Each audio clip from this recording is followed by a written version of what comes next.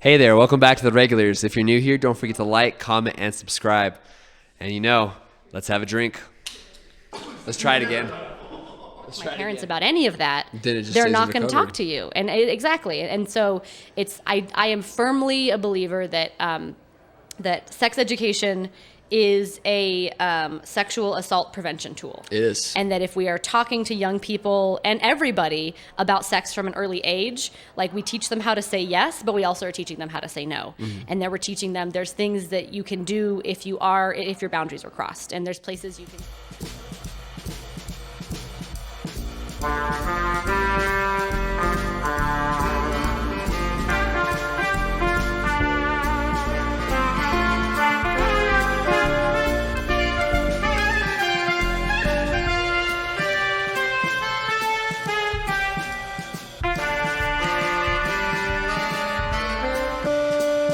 Hello, everyone. Welcome back to the Let's Have a Drink podcast. My name is Cam. I'm going to be your bartender today. My guest at the bar today is Hunter.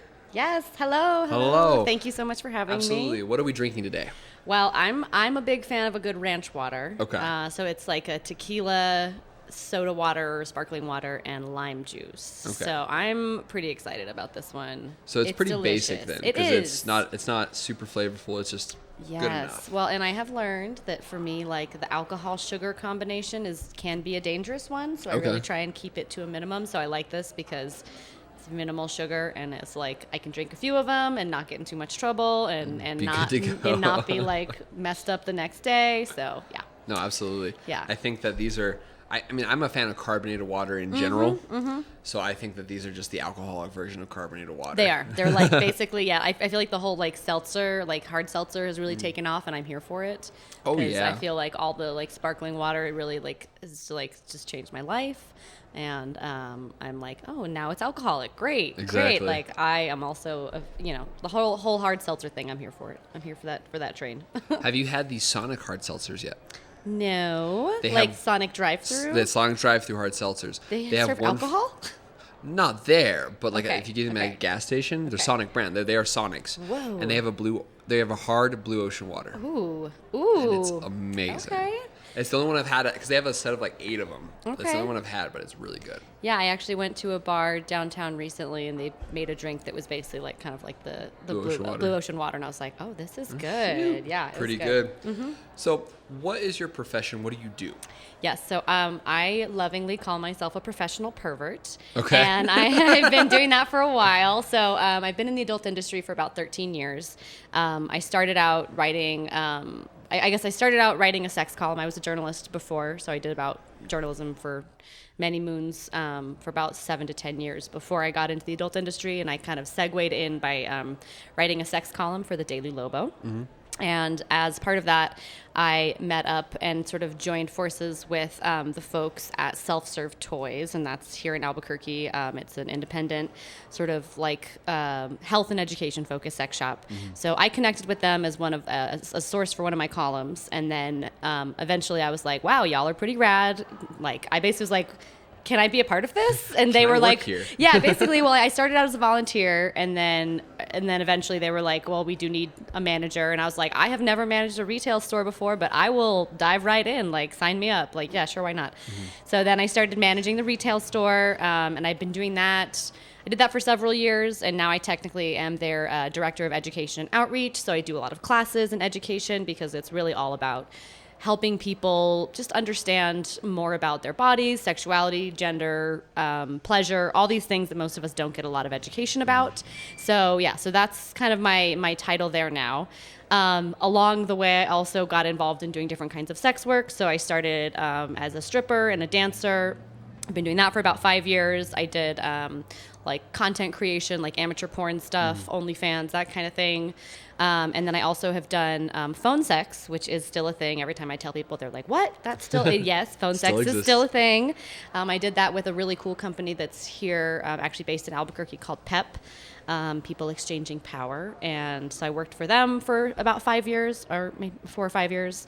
But then I realized that I was overworked. So I've sort of been scaling back a little bit, and now I'm just doing dancing and self-serve. Okay, perfect. Yes. Out of all of the sex work that you have been a part of, which one has been your favorite avenue? I assume probably the sex shop, right? It's interesting. I mean, the sex shop is really rewarding because it's a very, well, I would say all of sex work is oftentimes very people centric. You're talking to people, you're sharing intimate details about yourself, and they're sharing intimate details about themselves with you. So the sex shop is really nice because it's this kind of thing where like I've had people who come in and they basically are like very scared or nervous to talk about whatever they are coming in to talk about. And then like sometimes they come back like months later and they're like, this changed my life and like I'm a much happier person now. So it's like when people can authentically connect with their sexuality, it can really like be life changing, and it can actually like shift a lot of things for themselves that they didn't know they needed. So that's really rewarding and fulfilling work to be able to be a part of that, and like being like having people come in and say like, you changed my life, and I'm like, what? I just fucking sold you a dildo, but okay, like great, I love that. Glad this dildo changed your life. Yeah, I'm glad this dildo changed your life.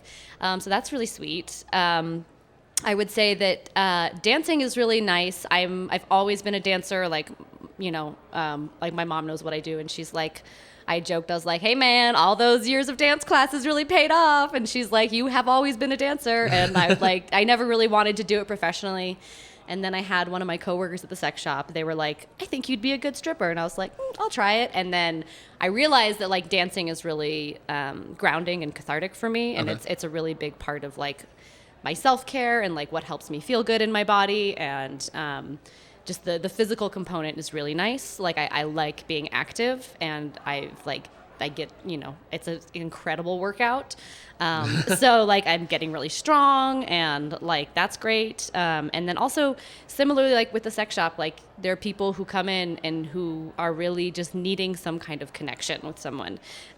You know, there's people who are really like what we call in the industry like skin hungry. So like they don't have physical touch often, and like that as like, you know, social beings, like that can be really challenging to exist and not get touched. Yeah. So you need a hug every once in a while. You need a hug every once in a while. Yeah. So there's literally people who come in and they just want me to like sit there and like hold their hand and chat with them for a few songs. So like that's really sweet. I had somebody say they were like, this is like a public health service. Like getting a lap dance from you is like a public health service. And I was like, oh, that's like the best compliment I've ever received.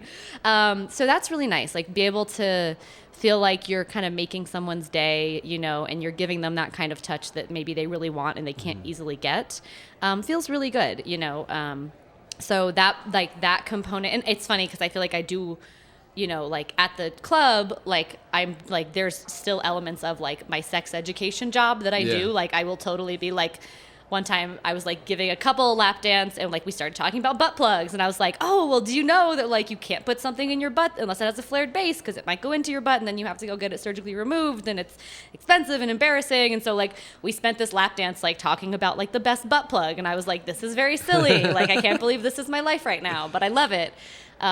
So it's funny because there's definitely like a lot of overlap. Okay. And then the other interesting thing is like at the sex shop, like that job is very non-sexy. Like we work really hard to make it not a sexual space. We don't want to sexualize ourselves as the employees.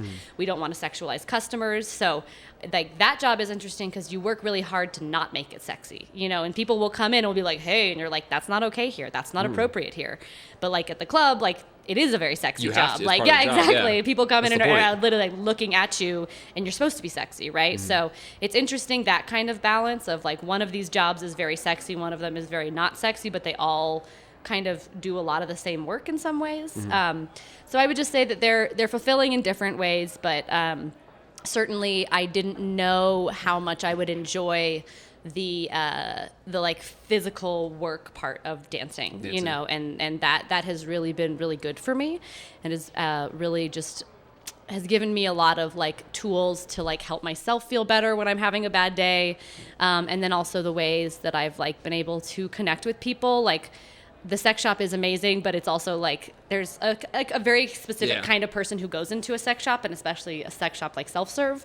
You know, we're very health and education focused. It's like very well lit and nice, and you kind of feel like you're walking into a boutique. It's not going to be going to like a rent adult video where it's kind of slimy. Exactly. Whereas with the strip club, like everybody walks in, not everybody, but a lot of people walk into a strip club. So you're going to get a wider variety of customers and patrons in the strip club than I do in the sex shop.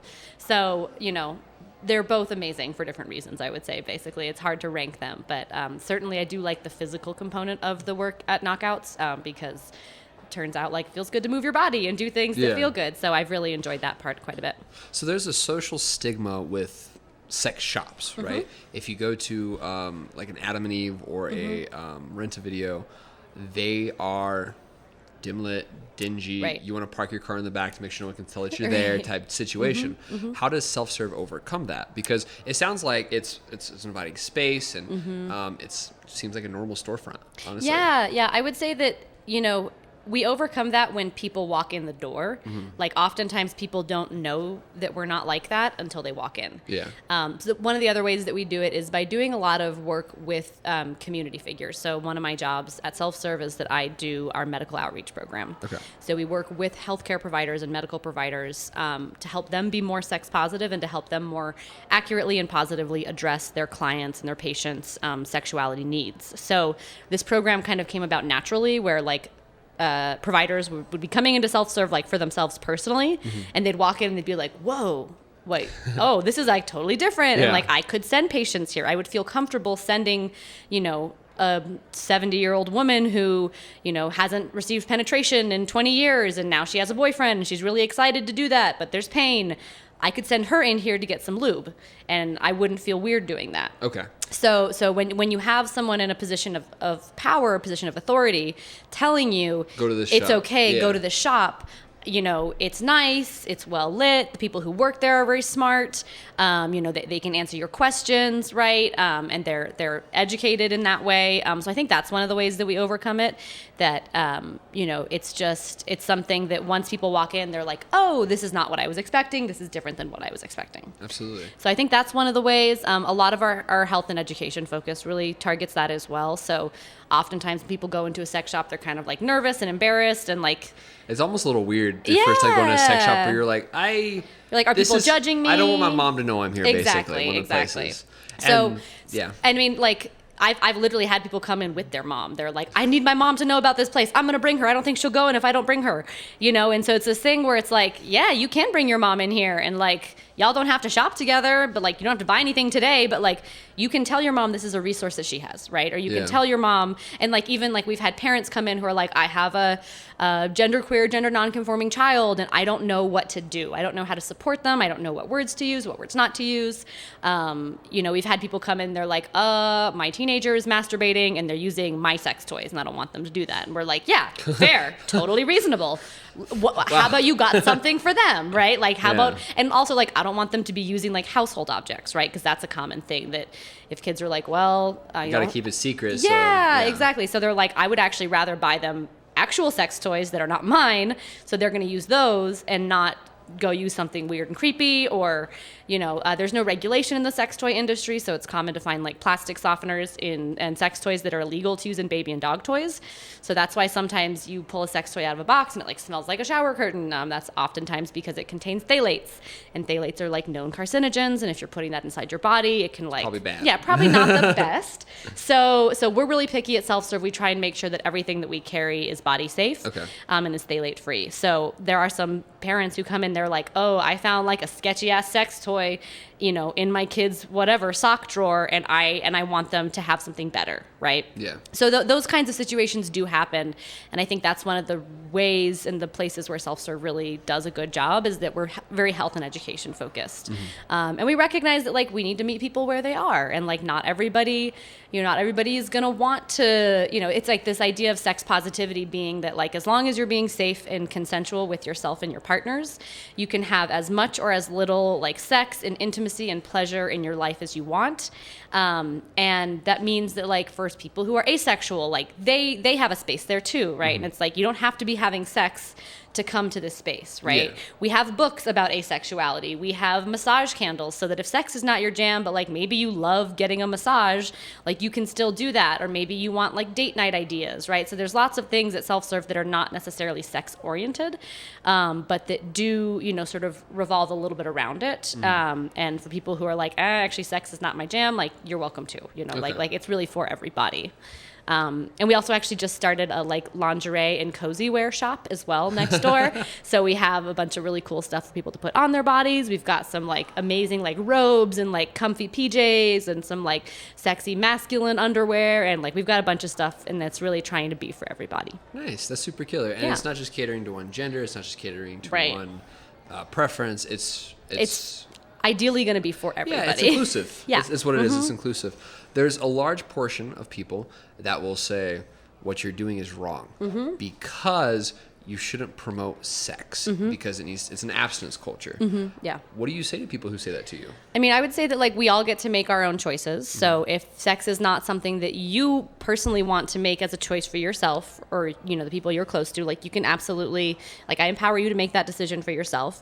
But the reality is that people have sex, and that we're all here because of sex. So you can't like take out sex from the human experience, and that sex is a quality of life issue. Like for most people, when they have sex that feels good for them, they are happier.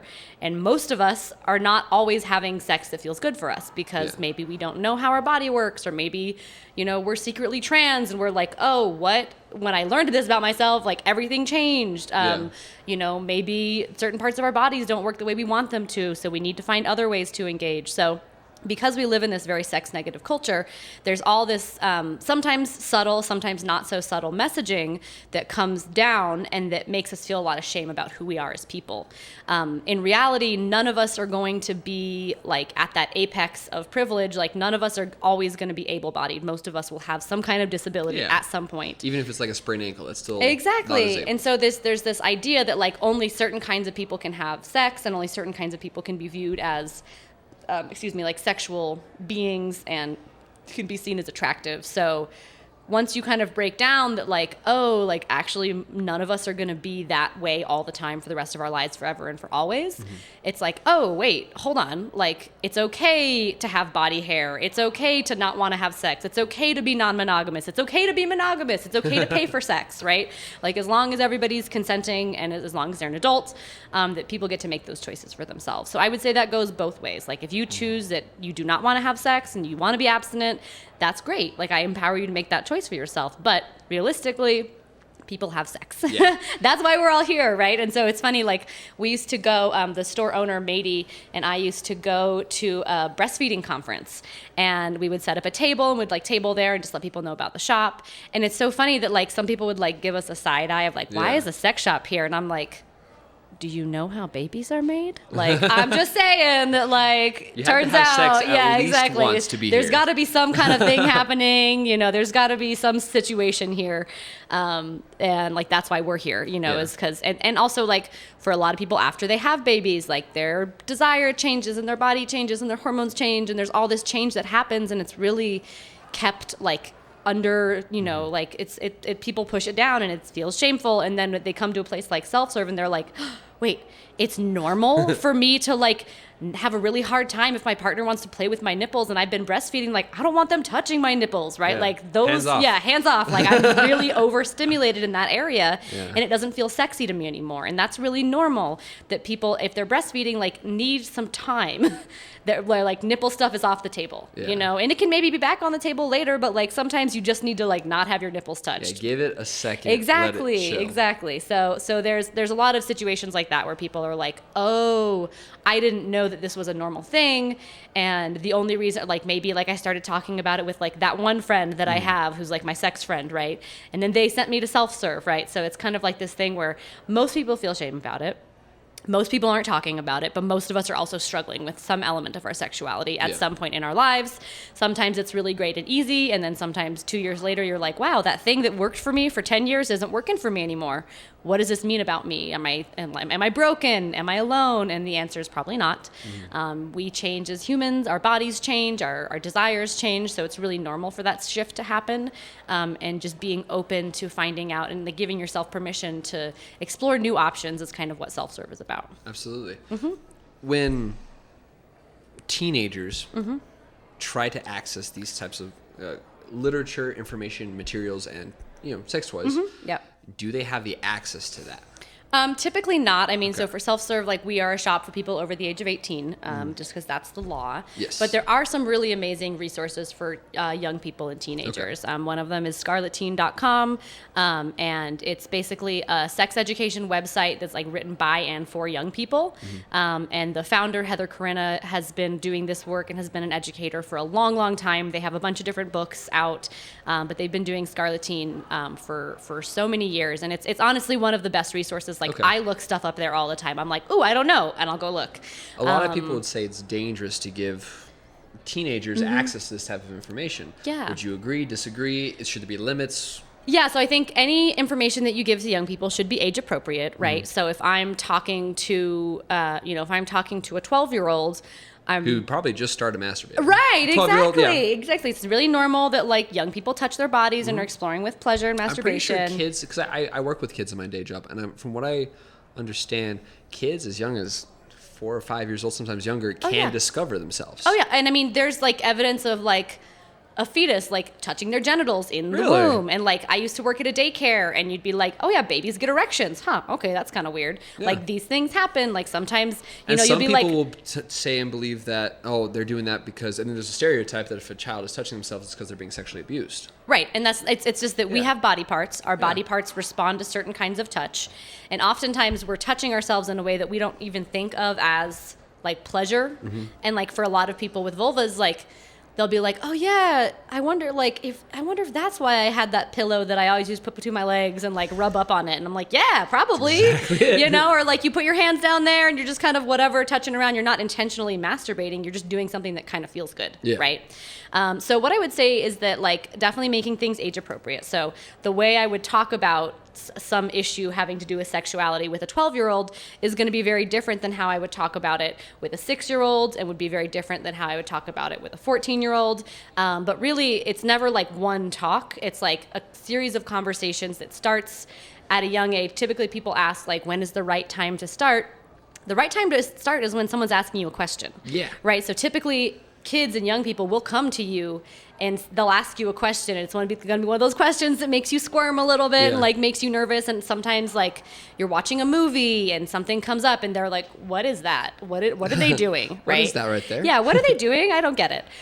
So like that's a really good time to have a conversation. And if you're talking to like a 6-year-old, it might be like, oh yeah, like sometimes when people love each other a lot, like they have a really special moment together, and it's kind of it's something that's like special that like adults do, and like we know that people who aren't adults also have sex, but like maybe at that age, like you can frame it in a way of like it helps people feel good, it helps them feel connected, it helps build relationships, and then as the 12-year-old is asking that, you can maybe say a little bit more in depth about like sex is something that people do when they really care about each other, and we want to make sure that everybody involved is wanting to be there, and that there's communication, there's safety involved. Exactly.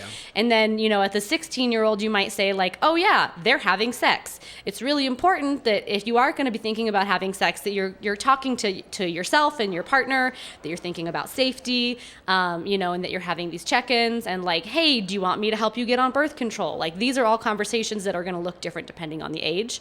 Additionally, I believe, and I could be a little bit fuzzy on the details, but I believe it was the World Health Organization basically like published some sort of research or study that basically was like, the earlier you start talking to kids about having sex, the longer they wait to have sex. So there's this idea that like if you start talking to them at a young age, they're going to start having sex younger, and that's actually not true. It's actually the opposite. That typically if you start talking to kids about sex at a younger age, and especially like depending on how you talk about it, but really letting people know like it's for fun, it's for pleasure, but there's also risk involved, and there's physical risk and there's emotional risk, right? So you can be really honest with them and say, hey, there's some people who really think that young people are not mature enough to have this kind of relationship, and that might be true, that might not be true. It might totally depend on the individual. Absolutely, because there's some people who are really mature at that young age, and some people who are mature even as adults. Exactly.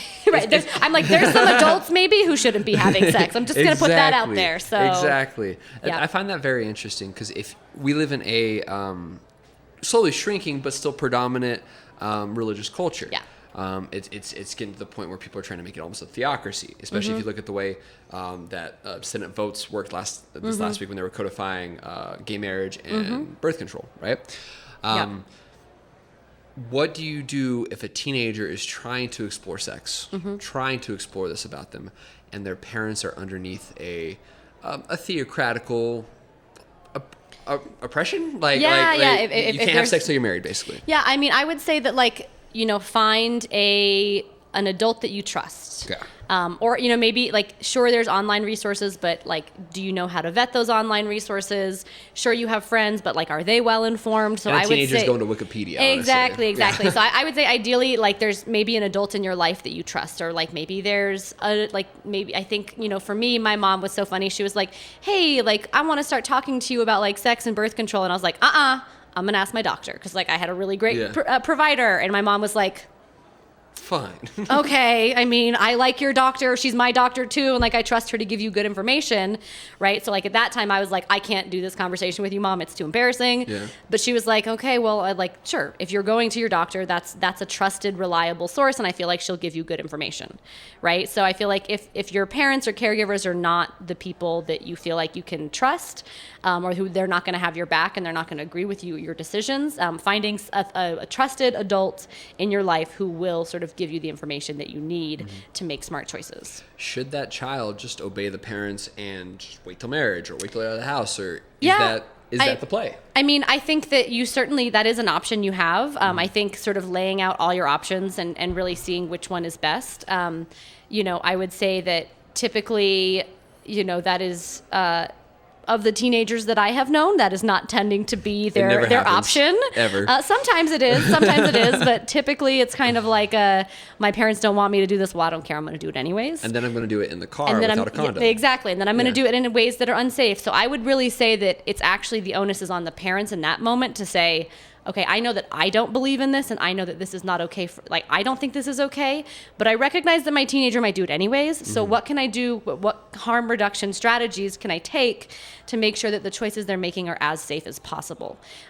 Even though I don't agree with the choices they're making, I recognize they might do it anyways. And that's the same thing with, like, substance use, right? Yeah. There's a lot of topics where we're like, I don't think this is okay, and I'm not okay with this. Yeah.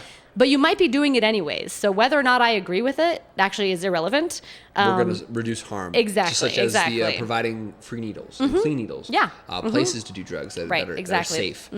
Yeah. So it's literally just harm reduction, which is one of the tenets of medical professionals across the world. Exactly. Do as minimal harm as possible. Exactly. So I would say it's really on parents to sort of self-examine and to step back and say, okay, I don't like this. I don't like that you're doing this. I don't agree with this, but what can I do to make it safer? And what can I do to, and also, like, how can I open up lines of communication? Because ideally I want you coming to me. I want you telling me, like, hey, I had a sexual interaction. It didn't feel good. I want you to know that sex should feel good. And that if it doesn't feel good, and if someone's not listening to you, and if they're doing things you don't want them to do, I want you to know that you can come to me and we can talk about what to do in that situation, right? Because oftentimes what's happening is that, like, teenagers, young people are getting hurt emotionally, physically, you know, there's sexual assault and violence. And, like, same thing with, like, if you have adults, and oftentimes this is the case, is that adults are taking advantage of young people and are sexually assaulting them. Yep. And if your kids know, oh, I can't talk to my parents about any of that, they're not going to talk to you. And exactly. And so I am firmly a believer that that sex education is a sexual assault prevention tool. It is. And that if we are talking to young people and everybody about sex from an early age, like, we teach them how to say yes, but we also are teaching them how to say no. And then we're teaching them there's things that you can do if your boundaries are crossed. And there's places you can go and you can get support. One of my best friends, her name is Jiminica Eborn, and her whole brand is called Trauma Queen, and it's all about, like, helping trauma survivors. There you go. Because she's basically like, most of us are trauma survivors in some way. Like, we don't deal with it. And so she has, like, support groups and workbooks and a podcast. And she's amazing. So it's like recognizing there are resources for if things happen to you that's not okay. And if your kids know what is and isn't okay because you've talked to them and you've kept those lines of communication open, then they're more likely to come to you when something goes wrong. Yeah. That's 100% true. I like how you said that sex education is assault prevention, right? Yeah. It's also pedophilia prevention. Yeah, It's absolutely. also abortion prevention. It is. I know. Well, important. it's like you can't Yeah. you can't like take away access to abortion and take away access to like sex education and take away access to birth control. I'm like, we need some combination of those things to like make this work. To make it solid. Yeah. And it's one of those things where even if you don't personally agree with sex outside of marriage, of exploring yourself and doing anything but missionary, it doesn't matter. Other people need to in order for society to be safe, even if that is a sin. Yeah, right? no, exactly. Like people are going to make other choices. And even like, we see pretty intense rates of like sexual assault in churches. So I'm like, y'all aren't even doing this. Like, I'm sorry, but like it is true that like even people who, are of a certain faith, like everybody's doing things. Everybody's doing things they shouldn't be doing. So instead of like being like, this is bad and wrong, let's actually like say like, hey, how can we make it better and protect kids? Because how often does a religious organization, Catholicism, Jehovah's Witnesses, Mormonism, half a dozen different evangelical churches, the Baptist Church is currently, Southern Baptist is currently under investigation for it, of clergy, trusted adults, molesting children, and they getting shuffled around. Exactly. So it's very scary. Yeah, no, it is. So like this is one of the tools we have to like make it less scary and to like help people who have been hurt. Absolutely. Yeah. So there's a clear juxtaposition then between self-serve and this body positive, this sex positive industry that's inviting, welcoming. It's people who don't go to strip clubs will go to self-serve, right? Yeah, I mean, I would say there's definitely some overlap. There's certain people overlap. Who do both, right? Yeah. But yeah, it is a different clientele oftentimes as well. So with the strip club then, the stereotype is dingy, nightlife, smoke, cigars, drinking. I mean, I'm not one to talk. We were just smoking a cigar and drinking right now, right? I'm currently drinking. Yeah, right, exactly. But it has a stereotype of dingy. Does that stereotype hold up? What does a club do to break that stereotype? Do they ever, or is that stereotype beneficial? I mean, I would say that again, it depends on the club. It depends on where you are. There's lots of different regulations that exist, like across different states. So it is very much dependent on where you are. I've danced at a couple clubs here, in Albuquerque, and I like Knockouts the best because they treat their employees very well. Like we have incredible, we have people who've been working there for almost, I think the person who was working there the longest was almost working there for like 25 years. Wow. 9-10 years. A lot of the bartenders, a lot of the managers, a lot of the staff have been working there for a long time. So that's a good sign that you have good employee retention. Because we're treated well. Good. I'm glad. That's really good. Yeah. And that's certainly not the case for a lot of strip clubs. A lot of strip clubs have really terrible management and owners that are abusive and exploitative of the labor. So that stereotype is true in some ways. But I would say that that could be true of any bar, right? Like any bar can mistreat their employees. Any bar can be like dark, dingy, smoky, all that stuff. Yeah. Of course, the difference is that, there's not tits and ass, right? Yeah. So that's a thing. But, I think it really just depends on the club and depends on the people who own it and how they think about their employees. And I feel really fortunate that like Knockouts has pretty strong leadership and, the people who are in charge there really do care about the people who work there. And it does feel I always get a little bit weird when people are like, our workplace is like a family, but it does kind of feel like, I'm like, maybe we're like this beautiful dysfunctional family. And like, isn't that what most families are like anyways, but I'm just like, they care about you, you know? And like, I was just there last night and one of the managers was like, oh, hey, I haven't seen this person in a while. Like, I'm going to text them and make sure they're okay. And it's like stuff like that where I'm like, that's really sweet. Like they're like, hey, are you doing okay? Yeah. And it's just like little things like that where it definitely feels like people have your back and they care about you. I always say that like I actually feel safer in the strip club than I do just walking around because I know that if somebody does something to me or does something that's not okay, I can say like, hey, bouncer, management, whatever, and like that can be addressed. If I'm walking around downtown and someone gropes me, like it's up to me. Like I got to figure it out on my own. And even then, getting police involved isn't necessarily going to work. No, and exactly. On the status, like it's exactly. A sketch. So it's like I actually feel more empowered in a lot of ways at the strip club to like say like, okay, like I feel safe here. If something goes wrong, I know that there's people who will help me, will help me deal with the situation. So in a lot of ways, I actually feel safer at the strip club than I do just walking around downtown. And just which is fair. In general, like yeah. not just downtown, but like in general in Albuquerque, if I'm just walking around by myself somewhere, or even with friends, like it can get kind of sketchy. It can get kind of sketchy. Yeah. So I'm just like, I actually feel a lot safer at work, and that's an interesting situation where I'm just like, you're at the strip club and you're like, I like this. I like this. Yeah, I'm like, they have my safe. back. Exactly. Which is interesting because when you look at knockouts, I've walked past it half a dozen times. We always film at Art Walk, right? Yeah. It's like it's a blacked out Right, wall, right, and it right. looks You kind can't of like see in it. which is probably a good thing. Yeah. No free shows. Exactly. Make your money, right? Yeah. But it's juxtaposed to that weird, like, off-putting look, and then you go inside, and as a worker, you find it amazing. Yeah. Let's talk about some of the policies and regulations, because I have some friends who strip, and they talk about how it's very easy, if you don't follow certain rules, to catch a prostitution charge. Yeah. What are some of the more insane regulations you have to follow when working? I mean, so again, it depends a little bit on where you are and which clubs you're dancing at. But like one of the things like here in Albuquerque, and it might be Bernalillo County, I'm not totally sure, but is basically like you have to have a covering over your nipples, so like pasties or liquid latex, if you're serving alcohol. So if there's alcohol at the bar, you have to have your nipples covered. You have to wear like 2 pairs of underwear. And then if you're not serving alcohol, like that's why Fantasy World is a full nude club. So you can be fully naked there because they don't serve alcohol.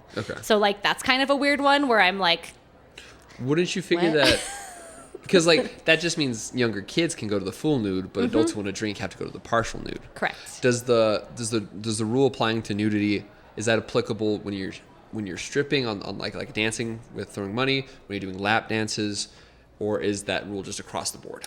Yeah, so I mean, like at Fantasy World, and it's been a few years since I've danced there, but I don't think it's changed. But like, you can do full nude in lap dances, you can do full nude on stage, you can pretty much do it anywhere. But like, they're very, it's like most clubs are really strict about touching, right? Yeah. So you have to make sure that, people aren't touching the dancers. And there's oftentimes, again, depending on the club a little bit, there's rules on how dancers can touch customers.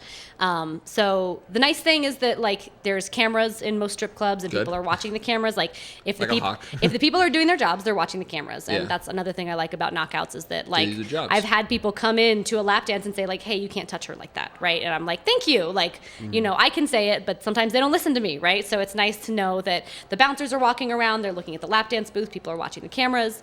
So that's a common thing in strip clubs where you have somebody who's watching cameras to make sure that people are following the rules. People will be asked to leave or will be escorted out if they're not following the rules. People will be 86 so they can't come back if they're not following the rules. So there are systems set up to really support the safety of like the regulations that are in place. And, again, depending on the club, not all clubs follow those rules. A good club will. A good club will, exactly. And they'll make it really clear too. There's like some ambiguity, I think, sometimes about like, oh, this is what it says in the rules, but what do we actually practice, So maybe there's that. This stripper's allowing one thing that they shouldn't be, and they just get transferred to everybody else. Right, exactly. Yeah. With that then, because it sounds like knockouts as a whole, for the most part, follows all the regulations. It's a real invited workplace. Everyone's doing their job, right? Yeah. Even then, is there anything problematic that occurs within the stripping scene? I mean, I would say there's always going to be problematic things, in any kind of establishment. Same thing, like with any kind of bar. Like sometimes people get really drunk, or they even come in really drunk. So that's a thing where like sometimes someone will come in.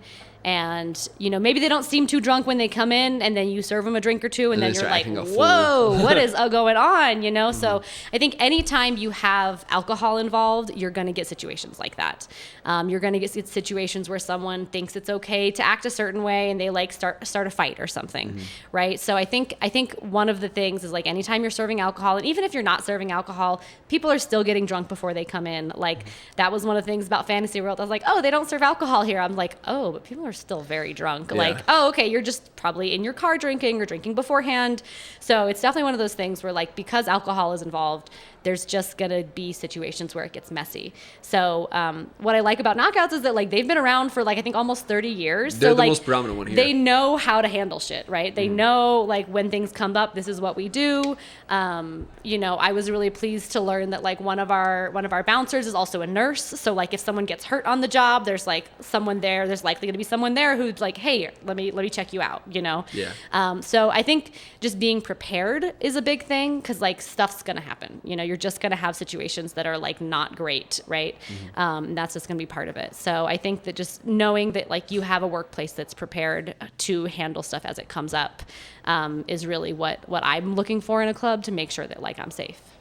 What type of person starts stripping? Because you as an individual have, we're journalism. You had a career. So what type of person starts stripping? Because there's a traditional like... Yeah, sort of a stereotype. Yeah. Yeah, I would say, it ranges. So, you have somebody, who might do it because they think it's going to be like good or easy money. And it can be. It can also be really challenging, and it can be not so good money too, like depending on your personality, depending on your mental health, right? Some days you go in and you're like, I'm just not in a good place to do this. Like, this is not the work for me. But certainly there's like people who think it's going to be that, like it's going to be a certain way. So they get into it and then they find out it's not that way. You have people who are supporting kids and they like the fact that their job can keep them at home with their kids when they want to be at home. There's a certain amount of flexibility with dancing that you don't get in other jobs. As like I would not be able to make, the kind of money that I make at Knockouts in any other place without having an advanced degree. So it's kind of this interesting like equalizer where I'm like, oh, like I would have to go back to school and go into debt in order to go into a career field that does not allow me the flexibility and isn't as fun, quite honestly. Like it's not as fun in order to make the amount of money that I can make at Knockouts when I'm making good money. I'm not always making good money. There's certainly days where it's not good, but overall, I make better money doing that than I could pretty much anything else. What's a good day of money and what's a bad day of money at a strip club? So when I think a good day of money, cause I work a 9 to 5 9 to 5 job, right? And so a good week for me is like $700 take home. That's that's a fucking tastic week. Yeah. A bad week for me is like $300. Yeah. So that boils down to like $75 to maybe $100 a day. So what's a good day at a strip club and a bad day at a strip club? Yeah. So I would say it really depends a lot on the dancer. So like I said, some people do really well selling lap dances. Some people do better, on stage, right? So that just kind of depends. Like certainly when it's, like that Friday, Saturday nightclub crowd, like you might do better on stage than you do on lap dances, or maybe you're a super extroverted person and it's really easy for you to like go up to each person and say, hi, you want a lap dance? Hi, you want a lap dance? But for most people, they kind of get sick of doing that and it feels too challenging, and you have to really deal with rejection like a lot. So you have to always deal with people being like, nope, nope, nope, nope, nope, nope, nope. And you're just like, oh, okay, that gets hard. So it depends on the person. It depends on when you work. It depends on the club. So there's certain clubs that are going to be they're more stage clubs or more lap dance clubs. It depends on the time of the year. So like around tax season tends to be really good because people are getting their returns back. So like April's like the jam. Sure, it sure can be. Summer is typically pretty good. So I would say that like most, it's all over the map. Basically, like sometimes you leave the club and you're like, I made $2. Like that has happened to people sometimes, or they made like negative money, right? But then sometimes you're like walking out with a couple $100. Sometimes you're walking out with a couple $1,000. Like it's that wide of a range. And it really, like I said, it depends on your personality and what kind of dancing you like doing and what kind of dancing you find easy to do. So it averages out to a livable wage, if not a more lavish wage. Yeah, and I would say, for some people it's livable, for some people it's lavish. I really think it boils down a lot to the person who's doing it and their personality type. It's almost like your ability in customer service. Yeah. Absolutely. Because it very much is a customer service industry. It 100% is a customer service industry. service if you're good industry. at customer service, you'll get better money, better tips, more lap dances. And I think too, it's like your energy around it. Like if you come in and you're having a bad day, you're probably not going to make a lot of money because like people sense that, and if people can pick it up. Yeah, exactly. And if they're like, oh, you seem pissed off and annoyed and like you don't want to be here, like that's not fun for me. Yeah, why would I want to be here if you don't want to be here? Exactly. So it's definitely like depends on how you're feeling and your mood. So I oftentimes will encourage newer dancers. I'm like, hey, if you're having a bad day, like do you have the capacity, do you have the financial stability to go home? You gotta take a day. And like if you don't, that's okay, be here anyways and do the best you can. But like if you can take a day off because you're just not in the headspace for it, like do it, because you're gonna feel crappy being here. You're probably not gonna make great money, and then the customer's gonna be like, God, that person was kind of in a bumming mood, like so it's just like it's kind of better for everybody if you can take days off when you need them. And that's the nice part about, like I said, the flexibility of dancing is that you're an independent contractor, at least in New Mexico you're you're an independent contractor. So you really get to decide, you know, am I going to work today or not? What time am I going to work? When do I go in? So there's a lot of flexibility that other jobs don't provide. So as an independent contractor, then you're hired on as a 1099 employee. Yes. How does that work in the grand scheme of taxes? Yeah. Because a lot of it's probably cash that's under the table, but a good chunk of it you have to report. Yeah, so I always encourage dancers to report their money because, one, like if you ever want to get a house or a credit card or a car or a loan, you know, you are going to need to have that information on your tax return. Some places will accept like a bank statement, but for the most part, you're going to want to have that information on your taxes. And certainly not everybody follows those rules, but I think for the most part, people are really starting to get with that like, oh, it's good to, you know, track this money, deposit it, put it on so that I can have it on my taxes. And so that way they can have some kind of, you know, sort of official report of their income. Yeah. It's definitely the smarter play, especially like, Uncle Sam will always get their penny. And if they don't, they'll ruin your life. Right, They'll exactly. just absolutely ruin your life. So I find that a lot because, you know, being in the tattoo industry myself, it's, you got to pay taxes. It's something you can't avoid, right? It's death and taxes. You can't get rid of it. Yeah, no, exactly. It behooves of us to pay them. No, exactly. And that's what I tell dancers is I'm like, as much as you can, like, put your money in a bank, save it, you know, don't just go on big spending sprees because you're going to be sad when the money's slow and you're like, oh, I wish I would have saved, right? Like the up and down is exactly what you have. Like that will, like, you know that it's going to sometimes be great and sometimes it's going to be shit. So that's what you can count on. So you might as well, like, you prepare for it and give yourself a little bit of a cushion. That was last call. Did you want me to get you another one or do you want to keep working on that? I've got a little bit left on this one, so I'll keep working on this one. I'm also still working on mine. I know, it's really good. Yeah, but it's like when you're talking a lot, you know, it's like, oh right, I have a drink too. Oh yeah, I can drink. Absolutely. So, working in the field as long as you have, you probably have some great stories. Yes. Can I hear some? I would love to hear some. Yes, absolutely. So I mean, it's one of those things where like I never want to like make people feel like, you know, it's like if people are like, "What's the weirdest thing that's ever happened?" And I'm like, I mean, well, you want to be like, because like kink is a thing. You want to be sex positive. There's nothing wrong with it. Exactly. So different strokes for different folks. Exactly. So I mean, I think, you know, some of the things that are really interesting is like, you know, like sort of on the kink realm, like people like to do weird things with their genitals, and like sometimes having people come in and being like, I'm into cock and ball torture. Like, what can I do to like intentionally cause pain to my genitals? And I'm like, oh, well, okay, like let's do this absolutely let's figure safely. it out. Like, yeah, we're gonna do this safely. So like when I tell people like what sounding is, there, like I just see people's like eyes like go. Wait, what's sounding? Yeah, so we're gonna go into it. So sounding is basically where you have typically it's like a stainless steel rod that you insert into your urethra. Exactly. That's the common response unless you're into it, and then you're like, and this can be for everybody. Like it's not you know, whether your genitals are more external or internal. But yeah, so basically it starts really small and then you gradually get bigger. But like I've seen people do it and they're just like, you know, they're euphoric. Yeah, they're like, this is for me. This is amazing. You know, so that's a thing. Like getting creative with like how people can torture their genitals is like a really interesting thing. I knew somebody once who like created his own CBT devices. So he like had like 2 panes of probably acrylic something or other. Screws, and it's like you could see it happening, and he would just screw it together, and I was like, oh my god. As someone who considers themselves to be a relatively kinky motherfucker. Yeah. That's a You're little like, that's too far.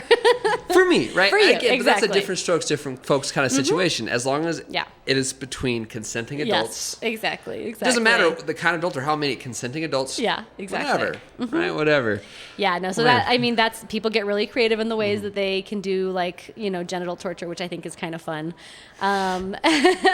There. Yeah, I mean, I think one of the other cool things is like my work functions are typically pretty fun. Like I'll go to a conference and it's like there's probably like an orgy or 2 happening after this day's plenary sessions, right? So yeah, it's like, you know, you'll like go and do the whole like conference thing, and then you're like, oh, are you going to so-and-so sex party tonight, or are you going to the one tomorrow night? You know, and not everybody does this, so it's not like everybody's fucking, but it's like, but it's an option if you want to go fuck. It's an option if you want to, right? And it's fun too, because like I think that people have a big misconception about sex parties where they think like, oh, you go and you have to participate and everybody's having sex with everybody, and it's like, no, like I like to go to orgies and like eat some snacks and like watch watch my friends get fucked, and I'm like, hey, good job, I love you. It's more or less just like the exhibition of it. Yeah, at that exactly. Because like, exactly. I don't think I'd want to. Me and my wife are pretty monogamous. Yeah. I don't see us in the future not being monogamous. Right, You never right, know. right. But I would almost want to see the exhibitionism of it. That really intrigues me. And so that's the thing. Like, some people really like to show off. Some people like to watch. And so I always encourage people, I'm like, if you're going to a sex party for the first time, go and just watch. And bring a friend with you. Yeah, don't participate. So you're comfortable, you have someone to chat with. And you know what to safe. expect. And then if you do want to go back and you want to participate, you have an idea of what that might look like.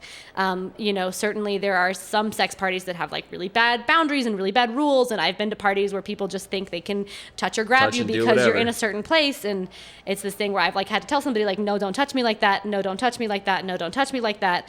And then they don't listen to me, but they'll like listen to a more masculine person that I'm with. And I'm just like, that's unfortunate. Fuck you, basically. Yeah, like that's like really like messed up. No, exactly. Yeah. So I'm just like, so that's annoying. So I always tell people like, if you are going out to parties, like ask about the rules. Ask about what are your rules? Are they posted somewhere so that people walking in know that there are rules? What happens if someone breaks the rule? Yeah. What happens if the organizer's best friend breaks the rule? Are the rules different for their friends than for people attending? Because I've seen that happen a lot. Which is not good. Which is not great. So it's like, unfortunately, it's not just like, we go to sex parties, that's so much fun. And like, it can be like that. And if that's your experience, that's great for you. But like, not this case for everybody. Absolutely. So yeah, work functions are very fun typically in this industry. What does it look like in the strip club then? Have you any funny experiences? I don't want to say like traumatic experiences, but like things that make you laugh. Like you look back and you're like, that was a time. That's hilarious. Yeah, I mean, certainly there are funny things. I think honestly, one of the experiences that really sticks out the most is literally the person who came in and he was like, I've never had a girlfriend. I've never kissed somebody. I've never held somebody's hand. And he was like, I don't even want to lap dance. Can I just like sit here with you and we can hold hands for a few songs? And I was like, yes, we can. I would love to just sit here and hold your hand and like talk to you. And like, that's what he wanted. And he was like emotional and like crying a little bit. And I was like, this is my life's work. This is what I want to do. Poor guy. Yeah. And then like I've had people who come in and I'm like, oh, like we get to talking or whatever. And like, I'm like, oh, like it sounds like you might be trans. And like we have this whole conversation about like, hey, like you can come to me, we can talk about things. And like, even if you're not ready to live that life for yourself yet, or like identify and call yourself that, like, just from an outside experience and someone who has a lot of trans and non-binary friends, like this is kind of what I'm getting from you, And it's so like having the experience of just being a place for someone to come and like let things out that they don't normally get to let out. Like that's really sweet to me. There's a difference between who you believe yourself to be and who you feel you are, and then who you present as. Like me and my wife being married for as long as we have, I came out as gay to her long last time ago, and it's just a part of our marriage now. And she's the one woman that I would ever be with. Right. She's also figuring out her own non-binary issues, but then is very female presenting, right? Right. And so how you are figuring out your life, your sexuality, your orientation, how you feel is different from how you present or how you choose to be. And I think that's important for people to understand. Absolutely. So, I agree. I really appreciate you coming in the bar today. This was an excellent conversation. Is there anything like one more thing you'd like to say? Anything at all, or? Yeah, I mean, I'm just excited to be able to share stuff. I encourage people to check out Self-Serve. We're online. If you're not in Albuquerque, selfservetoys.com. If you're in Albuquerque, come visit our shop. And also just encouraging people like to be where you're at. Like you have permission to be where you're at. Cool. And yeah, thank you so much for having me. Yeah, well, thank you. Well, I appreciate you coming to the bar. Yes. Yeah, high five. I love it. High five. Thank you.